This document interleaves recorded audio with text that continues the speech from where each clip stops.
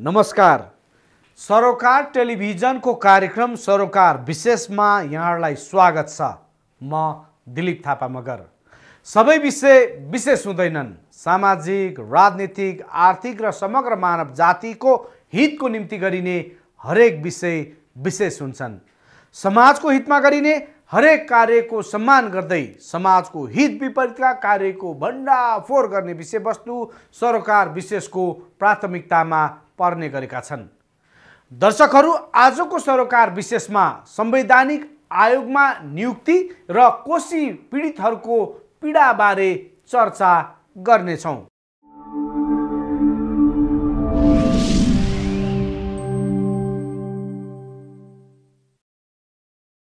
संवैधानिक आयोगका रिक्त पदमा नियुक्ति गर्न सरकार किन पछि हटिरहेको छ? आम प्रश्नको विषय बनिरहेको छ। संवैधानिक अङ्गहरूमा नियुक्ति नहुँदा यसको असर प्रत्यक्ष रूपमा पर्ने नै भयो, तर यसको असर अरूलाई भन्दा सरकारलाई झन बढी परिरहेको छ। किनभने संवैधानिक आयोगहरूमा नियुक्ति नहुँदा सरकारकै कार्यदक्षतामाथि प्रश्न चिन्ह खडा भइरहेको छ। सरकारमाथि नै प्रश्न उठिरहेको छ, तर सरकारले सजिलोका लागि संवैधानिक व्यवस्था नै परिवर्तन गर्दा समेत रिक्त पदहरूमा नियुक्ति गर्न नसक्नु भने सोचनीय विषय बनेको छ।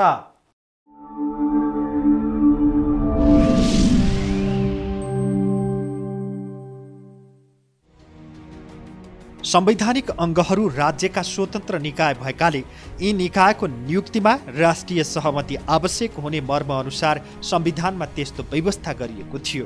तर दलहरूले भागबण्डाका आधारमा नियुक्त गर्ने विकृत अभ्यास गर्दा संवैधानिक आयोगहरू भर्ती केन्द्र मात्रै बनेका छन्।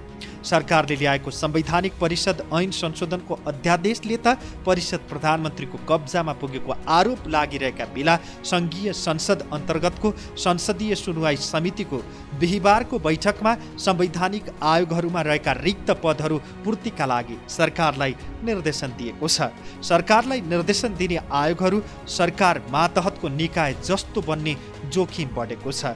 यसले दूरगामी असर पार्ने र संवैधानिक आयोगमा पदाधिकारी नियुक्त नहुँदा कार्य सम्पादनमा समस्या देखिएको भन्दै आयोगहरूमा रहेका रिक्त पद पूर्तिका लागि सरकारलाई निर्देशन दिएको हो। बैठकमा बोल्दै कांग्रेस सांसद पुष्पा भुसालले संवैधानिक परिषदको बैठकमा प्रतिनिधि होइन, यसको अध्यक्षता गर्ने प्रधानमन्त्री नै उपस्थित हुनुपर्ने जिकिर गरिन्। उनले समितिको अध्यक्षता गर्न प्रधानमन्त्री नै आउनुपर्ने कुरा सुनवाई समितिका अध्यक्षलाई माग गर्दा समेत प्रतिनिधि पठाएको बारे प्रश्न गरिन्।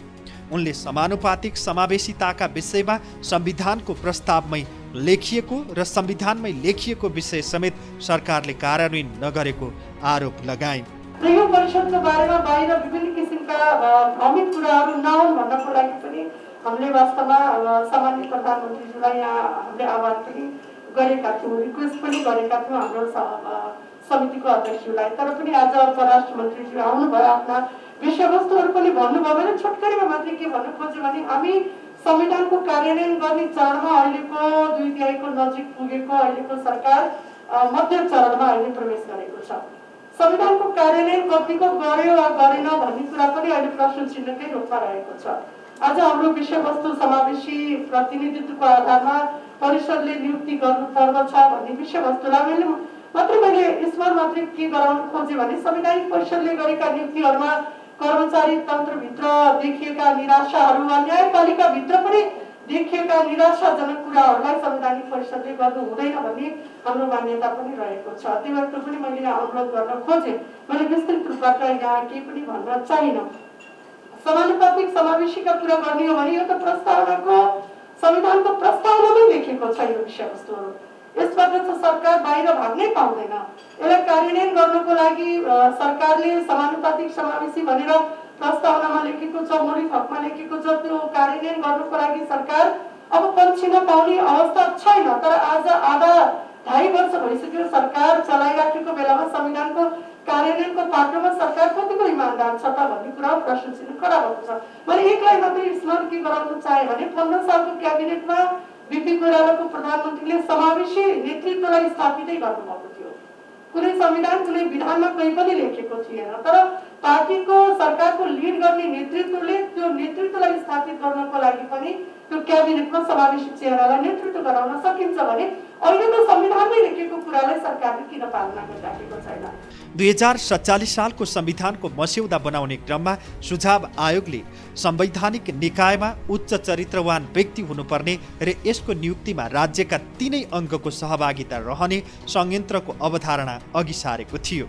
त्यही प्रस्ताव अनुसार कार्यपालिका, व्यवस्थापिका र न्यायपालिका मात्र होइन, प्रमुख प्रतिपक्षी दलको नेताको सहभागिता समेत हुने संवैधानिक परिषद मार्फत संवैधानिक निकायमा नियुक्त गर्ने प्रावधान संविधानमा राखियो।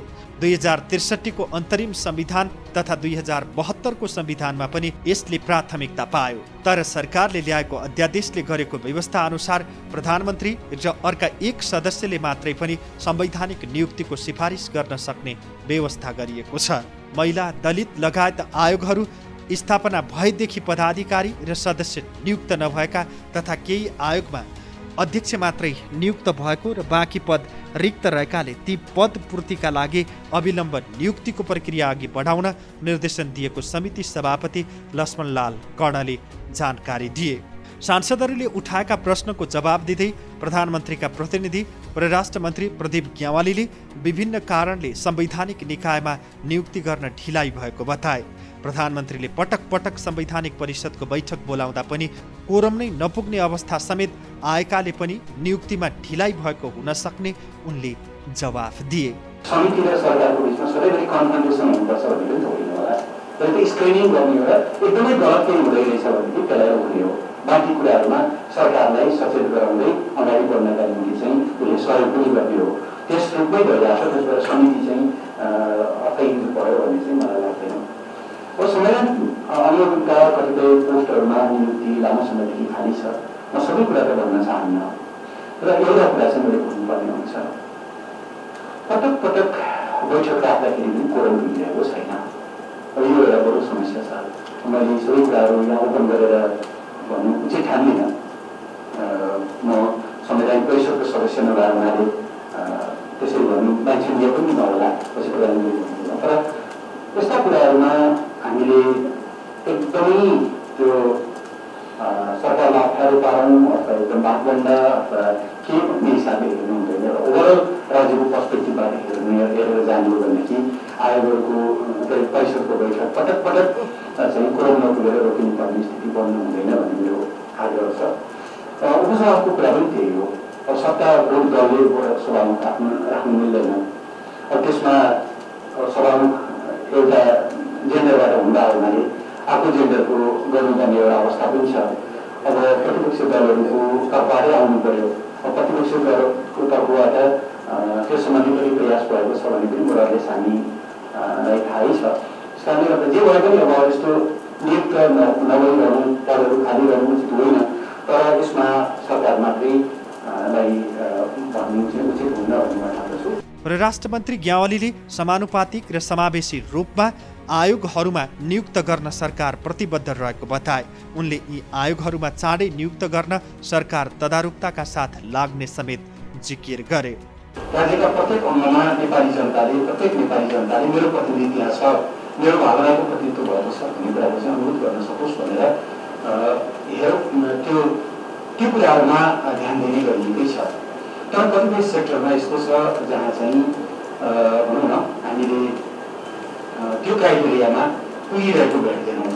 त्यस्तो अवस्थामा चाहिँ हामीले एकछिन वेट गर्नुपर्ने, साथीहरूलाई त्यो पहलसम्म विकसित गर्नका निम्ति थप योगदान गर्नुपर्ने, थप प्रेरित गर्नुपर्ने अवस्था पनि देखिन्छ। त्यही कुरा यहाँ उठेको त छैन, तर निजामती सेक्टरको पनि कुरा त्यही हो।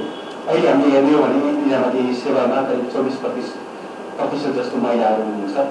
जनसङ्ख्याको अनुपातको हिसाबले त्यो चित्तबुद्ध होइन। जनसङ्ख्या 50% हुँदा महिलाहरूको पनि सहभागिता त्यहाँ भयो हुन्थ्यो भन्ने स्वाभाविकै हो।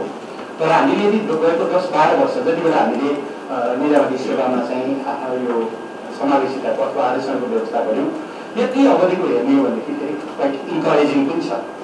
अर्थात् केही विशेष व्यवस्था गरियो भनेदेखि चाहिँ त्यो समुदायलाई माथि ल्याउन सकिँदो रहेछ भन्ने कुरा चाहिँ त्यस्तो देखिन्छ। त्यसको हुनाले मैले सारमा चाहिँ हामीले सवाल थियो यो विषयमा सरकार प्रतिबद्ध छ। उपलब्ध क्लस्टरभित्र उपलब्ध क्राइटेरिया दिएका साथीहरूभित्रबाट चाहिँ समावेशी ढङ्गले नियुक्ति गर्ने कुरामा चाहे संवैधानिक परिषद होस् चाहे अन्य सिफारिस गर्ने निकाय या सिधै निर्णय गर्ने निकाय यो दुवै त्यस सम्बन्धमा चाहिँ प्रतिबद्ध छन् र सरकारको यसमा चाहिँ एउटा अघिचलित निष्ठा छ। संविधानले गरेको त्यो व्यवस्थाप्रति संविधानको त्यो भावनाप्रति भन्ने कुरा मैले यहाँ निवेदन गर्न चाहन्छु। र अलिकति मैले थोरै समय लिएर म आफूले नेतृत्व गरेको परराष्ट्र मन्त्रालय र परराष्ट्र मन्त्रालयबाट हुने चाहिँ नियुक्ति खास गरेर राजदूतहरूको नियुक्तिको सन्दर्भमा चाहिँ कुनै विषय जोडिएको हुनाले म केही कुराहरू निवेदन गर्न चाहन्छु। मैले सामान्य माननीय सभापतिको कतै भनाइ सुन्दै थिएँ यही बैठक आयोजना गर्ने सिलसिलामा कतै सरकारसँग किन सरकारले एकैचोटि राजदूत नियुक्ति ठुलो सङ्ख्यामा नगरेको, ठुलो सङ्ख्यामा गर्दा समावेशी गर्न पनि सजिलो हुन्थ्यो, थोरै थोरै गर्दा थोरैमा समावेशिता किन भएन भन्नु पनि गाह्रो। यो विषय पनि हामी सरकारसँग जान्न चाहन्छौँ र कतै फौजी भन्नुभएको मैले सुनेको त्यो जायज जिज्ञासा हो भन्न चाहन्छु। सरकारले राजनीतिकहरू नियुक्त गर्दाखेरि सरकारका त्यति बेलाको इलेक्टेड सरकारको नीतिहरूको इम्प्लिमेन्टेसन अथवा ती सन्देशहरूको पूर्वले कम गए, त्यो एउटा चाहिँ अवश्य पनि महत्त्वपूर्ण कुरा हो। यद्यपि यो राज्यको प्रतिनिधित्व गरेर जाने हो, ठुलो राष्ट्रको प्रतिनिधित्व गरेर जाने हो, तर त्यसो गरिरहँदाखेरि पनि राज्य भनेको कुनै अमूर्त कुरा त होइन। राज्य व्यक्त हुने भनेको त राज्यको सार्वजनिक सत्ता व्यक्त हुने भनेको त पार्लियामेन्टबाट गर्ने सरकारका कामहरूमा व्यक्त हुने हो। त्यसो गर्दा सरकारको पोलिसीको रिफ्लेक्सन पनि र एकदमै कम्पिटेन्ट मान्छेहरू आउने कुराको बिचमा पनि कसरी सन्तुलन गराउन सकिन्छ, यस विचारणीय प्रश्नहरू म सुझावका लागि धन्यवाद गर्न चाहन्छु।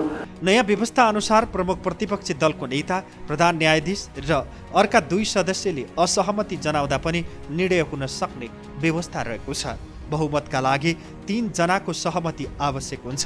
पहिलो पटकको बैठकमा सहमति खोज्ने र सहमति हुन नसके 24 घण्टापछि अध्यक्षले अर्को बैठक बोलाएर गणपूरक सङ्ख्याको बहुमतले निर्णय गर्न सक्ने व्यवस्था अध्यादेशमा गरिएको थियो। बैठकले समानुपातिक र समावेशी रूपमा संवैधानिक र राजनैतिक पदहरूमा हुने नियुक्ति गर्नका लागि आवश्यक कानुन बनाउन पनि सरकारलाई निर्देशन दिएको छ। समानुपातिक समावेशी सम्बन्धित संविधानको प्रस्तावना र संविधानको मौलिक अधिकारको धारा 42 मा गरिएको व्यवस्था अनुसार विधेयक ल्याउनका लागि निर्देशन दिएको सुनवाई समितिका सभापति लक्ष्मणलाल कर्णको भनाइ छ।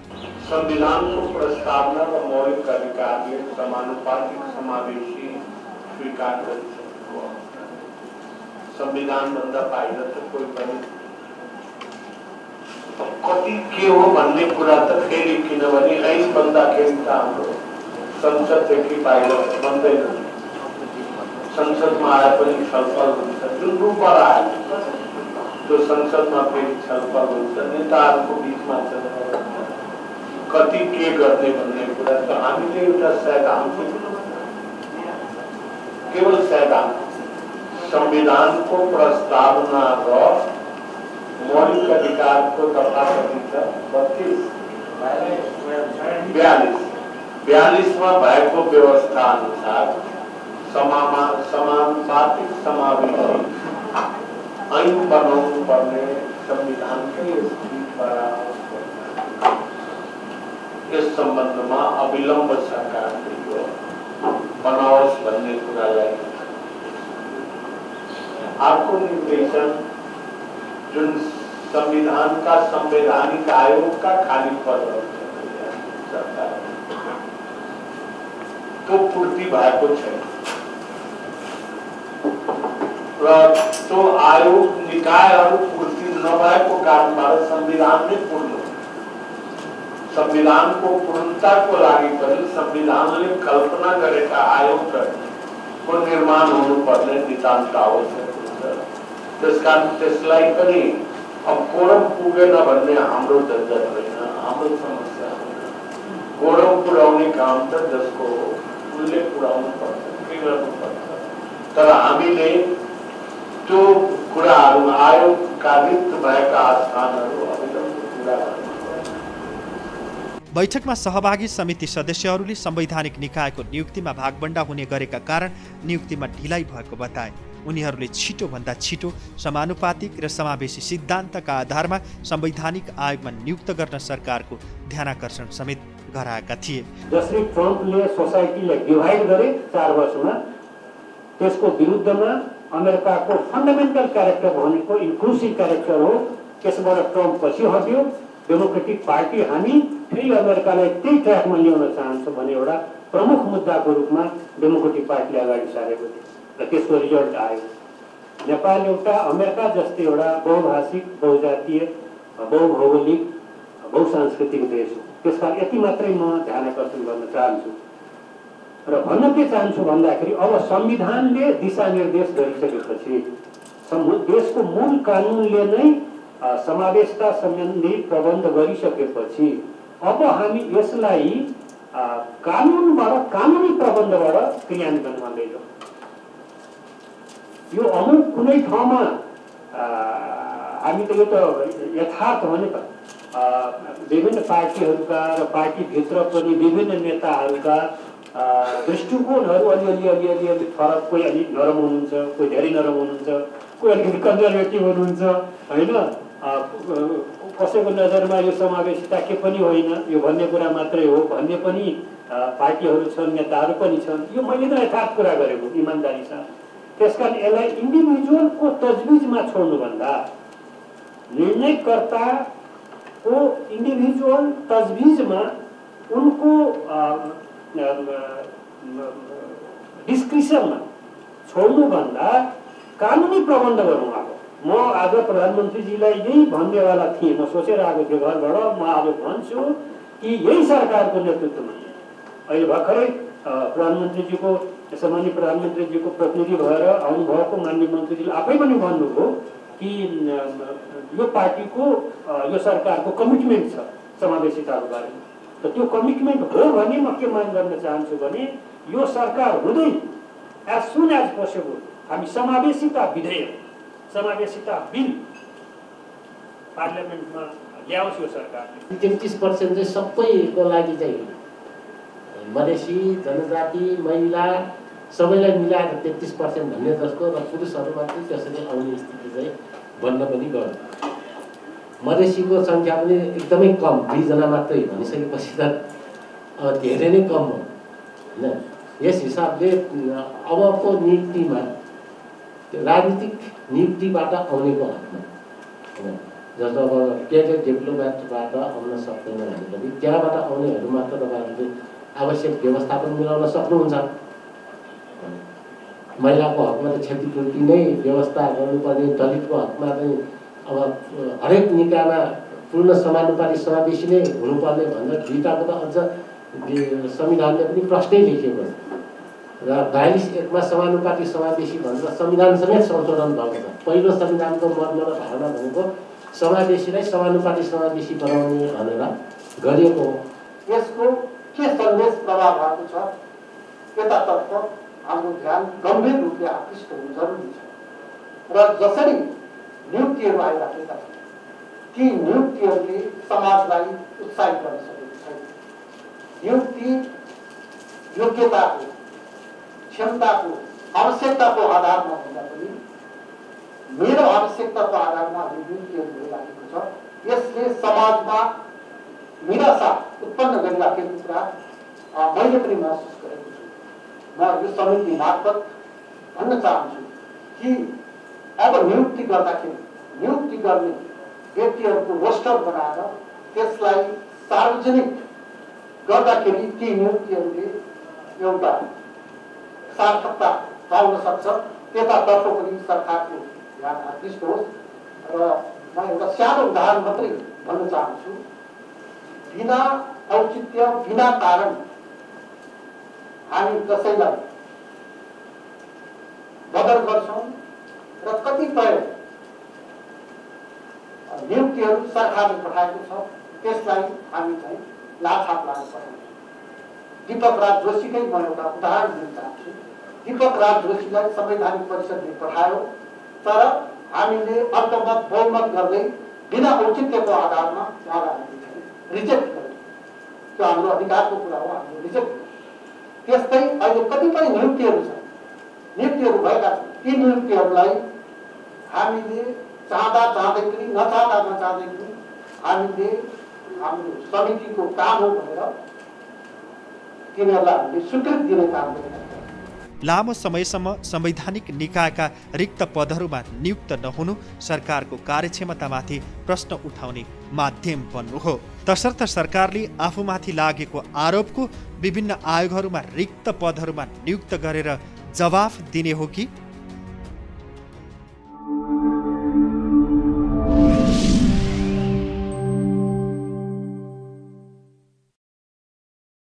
कोशी जति गहिरो छ त्यो भन्दा पनि झन गहिरो कोशी ब्यारेज पीडितहरूको पीडा छ। नेपाल भारत कोशी सम्झौता भएको विगत लामो समयदेखि यहाँका स्थानीयको पीडा गहिरिँदै गएको छ। सुनसरी, उदयपुर र सप्तरी बासीको हजारौं बिघा नम्बरी जग्गाको मुआब्जा र बालीको क्षतिपूर्ति 70 वर्ष नागिसक्दा पनि नपाएको पीडाले यहाँका स्थानीय छटपटाइरहेका छन्।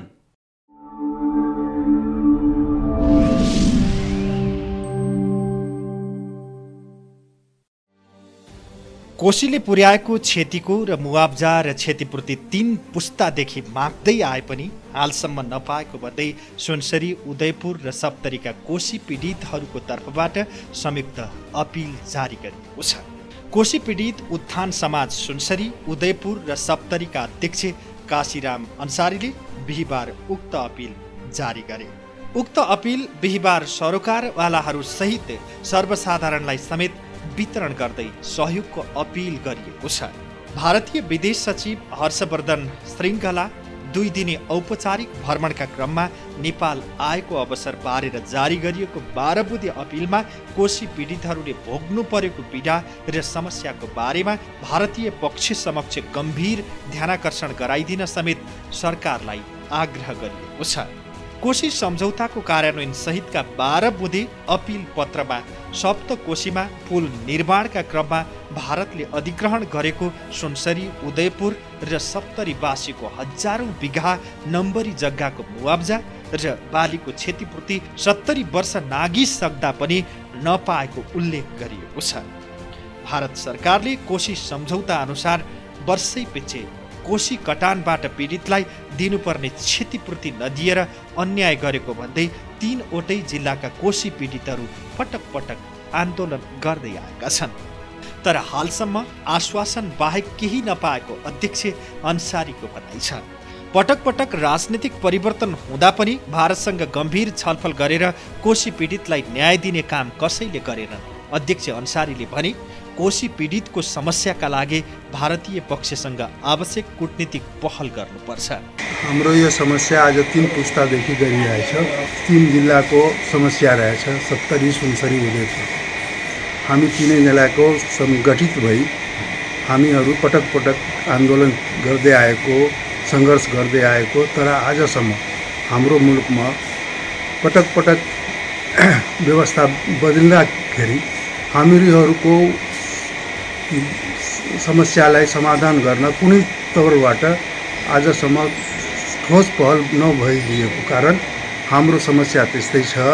हामी सबैसँग गुहार गर्छौँ, हाम्रो समस्याप्रति ध्यान दिई हाम्रो जुन माग छ, हाम्रो जग्गाहरू कोशीको कटानबाट आज 70 वर्षदेखि हामीहरू पीडित भई हाम्रो जुन मुआब्जा पाउनुपर्ने सन्धि अनुसार त्यो अहिलेसम्म हामीहरूले पाएका छैनौँ।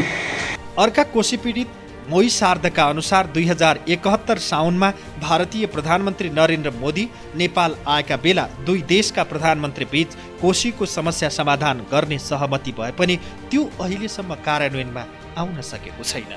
मुआब्जाका लागि सुनसरी, उदयपुर र सप्तरीका कोशी पीडितहरू सङ्गठित रूपमै दशकौंदेखि चरणबद्ध आन्दोलन गर्दै आएका छन्। यद्यपि नेपाल तथा भारतका सरकारले आफूहरूको माग र मुद्दाप्रति खासै चासोसम्म देखाउन नसकेको पीडितहरूको आरोप रहेको छ। हामी त अहिले पनि के हेर्दैछौँ भने भारत र नेपाल बीच जुन सम्झौता भएको छ, कोशी सम्झौता, त्यसअनुसार आज 2 पुस्ताले लड्दा लड्दा तेस्रो पुस्ता हामी आइपुगेका छौँ र 2071 सालमा मित्र राष्ट्र भारतका प्रधानमन्त्री नरेन्द्र मोदी यहाँ आउनुभएको थियो र हाम्रो प्रधानमन्त्री बीच सम्झौता भएको थियो कि कोशी सम्झौतालाई समाधान गर्ने भनेर उहाँहरू दुई देशबीच सम्झौता भएको थियो। तर सम्झौता हुँदाहुँदै पनि त्यसको समाधानतिर अहिलेसम्म गएको छैन, त्यसको ध्यानाकर्षण भएको छैन मलाई लाग्छ।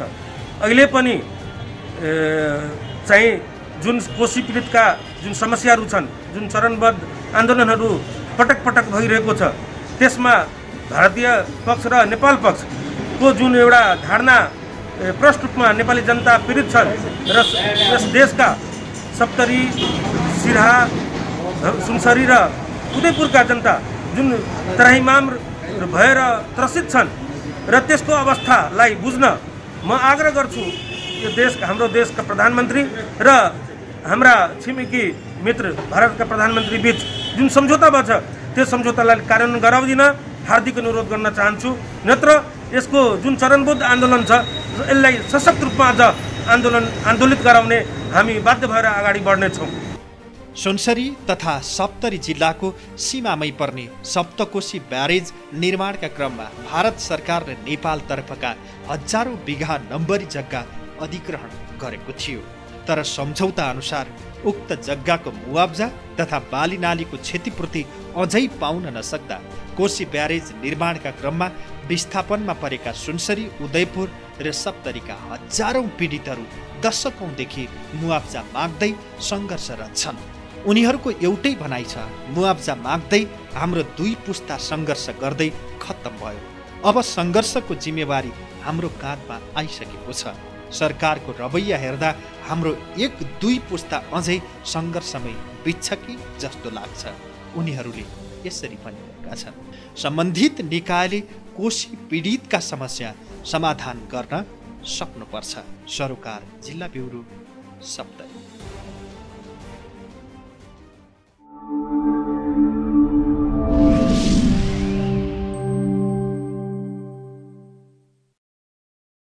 दर्शकहरू, आज हामीले सरोकार विशेषमा संवैधानिक आयोगमा नियुक्ति र कोशी पीडितहरूको पीडाबारे तयार पारेको सरोकार विशेष प्रस्तुत गर्यौं। कार्यक्रम सरोकार विशेषमा हामी समाजका तीता मीठा यथार्थबारे जानकारी दिन उपस्थित हुने गर्छौं। आजलाई कार्यक्रम सरोकार विशेष यति नै। सम्पूर्ण युनिटलाई बिदा दिनुहोस्। हेर्दै गर्नुहोला सरोकार टेलिभिजन।